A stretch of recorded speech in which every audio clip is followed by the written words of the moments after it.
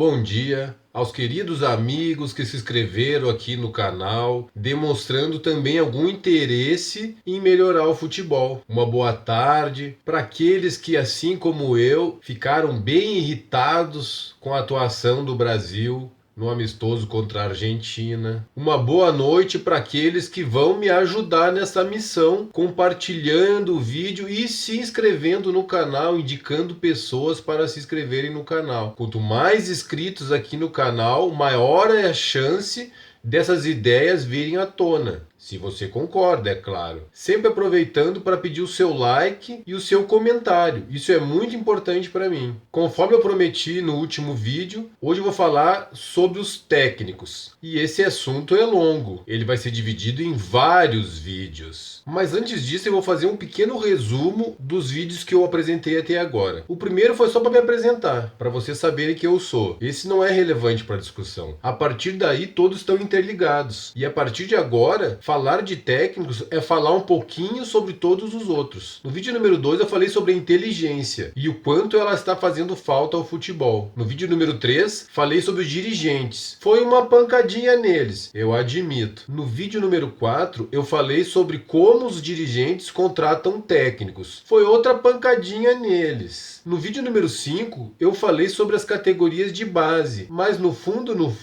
foi outra pancadinha neles. Gente, algumas pessoas estão vendo os vídeos e estão dizendo que eu estou muito amargo, muito azedo, que faço muitas ironias. Pois agora vai ficar pior. Eu vou falar sobre os técnicos. Pois eu penso que eles repartem uma boa parte da culpa com os dirigentes e também com os jogadores. Para falar sobre técnicos, eu não posso deixar de citar um que para mim, se não for o maior, é um dos maiores técnicos de todos os tempos em todos os esportes, o Bernardinho. Por que eu acho isso? Há muito tempo atrás, eu vi uma entrevista com o Bernardinho e que um entrevistador perguntou para ele alguma coisa sobre futebol. E ele respondeu: eu não acompanho futebol, eu não entendo nada de futebol. Mais tarde, no ano de 2006, eu vi aquele programa Roda Viva com o Bernardinho. Várias perguntas foram feitas. Neste programa, eu fiquei sabendo que o Bernardinho cursou a faculdade de economia. E ele comentou que aprendeu a usar a probabilidade e a estatística. Ele aprendeu a fazer previsões baseadas em ações.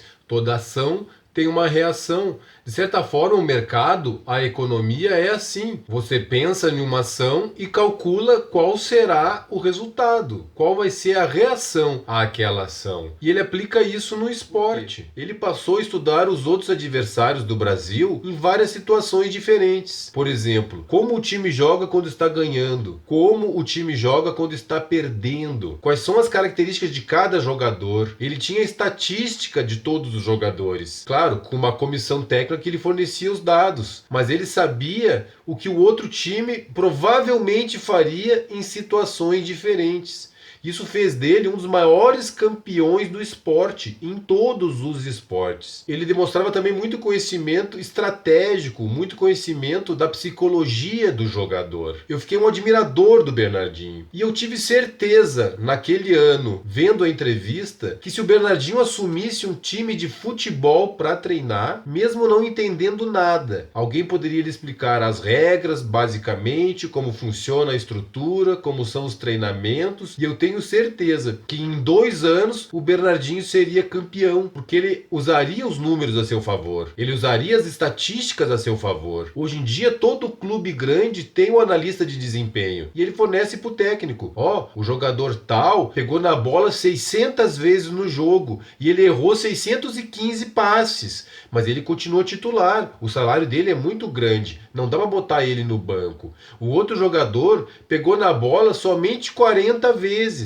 e ele acertou os 40 passes. Desses 40 passes, 20 foram bem objetivos, geraram algum perigo ao outro time. Só que esse jogador, ele não é muito badalado, ele veio de um pequeno time do interior, ou veio da base, ele vai ter que esperar um pouco mais a chance dele aparecer. O Bernardinho não ia considerar fatores externos, ele ia considerar a estatística, a probabilidade, a chance daquele jogador dar certo em relação ao outro. Isso é muito importante. Eu realmente gostaria de ver um técnico sem os vícios, sem os clichês que parece que já estão impregnados em todo o técnico brasileiro. Aquelas regras, como por exemplo, um time começa pela defesa, ou o segredo do sucesso é a repetição. Tudo bem, até podem dar certo esses métodos, mas eu não gostaria de vê-los como regra. Tem que ser assim. Lá no vídeo, quando eu falei sobre inteligência, eu falei que os números podem ajudar o futebol, sim. Outro técnico que eu admiro bastante é o Bill Belichick, o técnico do New England Patriots no futebol americano. Construiu uma carreira vitoriosa. Ele consegue mudar o panorama de um jogo com alguns movimentos, com algumas coisas. O técnico de futebol precisa disso. Não adianta bolar uma grande tática, desenvolver uma maneira de jogar, se quando a partida iniciar não deu certo, ele precisa pensar rápido, ele precisa modificar. E é sobre isso que eu vou falar, sobre as características que eu acho importantes para um técnico de futebol. Eu acho que o técnico de futebol precisa ter, além dos conhecimentos táticos, ele tem que ter um pouco de psicologia, pois fará a gestão de pessoas. É muito importante a didática. Não adianta ele ter muito conhecimento e querer que um jogador faça aquilo que ele está pedindo se ele não souber explicar precisamente. Como eu falei, tem jogadores que não entendem. Os exemplos estão cheios de técnicos que têm ideias maravilhosas, mas não conseguem passar isso para os jogadores. É claro que ele precisa ter também um conhecimento de estratégia e, como eu falei antes, um raciocínio rápido para modificar talvez a sua estratégia ao longo da partida, além, é claro, de humildade. O técnico tem que saber que as coisas se renovam muito rapidamente. Ele achar que sabe tudo é o caminho da derrota. Isso serve para outros profissionais. Um médico precisa se atualizar todos os dias. Um engenheiro também. E assim vale para um metalúrgico, um pedreiro, um azulejista. Os métodos mudam. Ele precisa se renovar. Sempre tem algo melhor para ser feito. Isso é muito importante para um técnico. Para vocês terem uma ideia, eu vou contar um pequeno histórico do futebol. Talvez muitos até saibam, mas eu tenho certeza que a maioria não sabe. O futebol foi inventado na Inglaterra no século XVI, por volta do ano 1530. Era uma brincadeira, não tinha regra estabelecida, era apenas uma atividade para se exercitar. Nesse início, o futebol eram 27 jogadores para cada lado. No século XVII, por volta do ano 1660, ele passou a ter 17 jogadores, mas continuava ainda sem regras. Era só um passatempo. Foi só no século XIX, em 1860, que ele passou a ter 11 jogadores. E foi só um pouquinho mais tarde, em 1863, que surgiram as primeiras regras para regulamentar o esporte. Na época, o modelo tático era o 1-1-8. É isso mesmo. Um jogador mantinha a posição lá na defesa, um jogador mantinha a posição no meio e os outros todos se degladiavam tentando buscar o gol. Muito parecido com o que é o rugby hoje em dia. Em 1872, a Escócia ia fazer um jogo contra a Inglaterra, que dominava o esporte. E ela resolveu inovar. Ela mudou o seu esquema para um 2-2-6, recuando mais um jogador para a defesa e mais um para o meio. Essa mudança foi fundamental para que outros professores, outros técnicos começassem a fazer variações. Daí surgiu um 2-3-5, colocando mais um jogador no meio. Foi aí que os times começaram a entender que era preciso um equilíbrio. Não adiantava colocar todos os jogadores no ataque. Só no século XX, em 1925, surgiu o 3-4-3, dando maior ênfase ao meio do campo. Foi só nos anos 40 que surgiu o 4-2-4, a tática que foi usada com muito sucesso pelo Brasil na Copa de 58. Já em 62, surgiu o 4-3-3, que foi utilizado por muito tempo. Em 1982, com a evolução física, os jogadores conseguiam correr mais.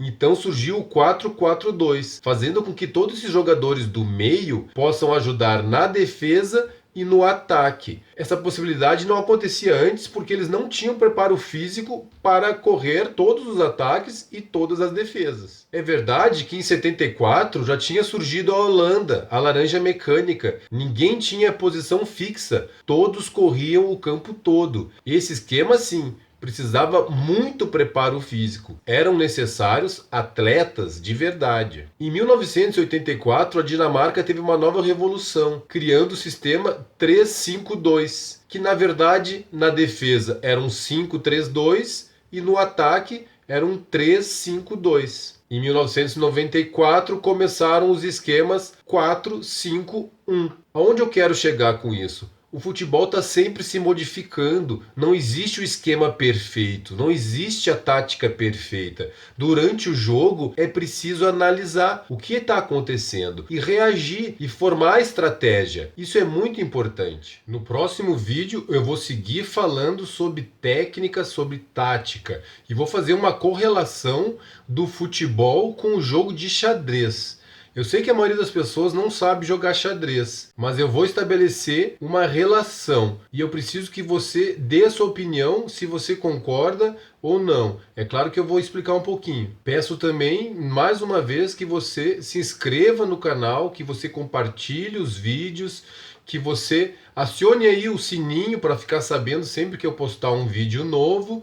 E a partir de agora, nesse assunto técnicos, eu vou fazer a correlação com muitos outros jogos e muitos outros esportes.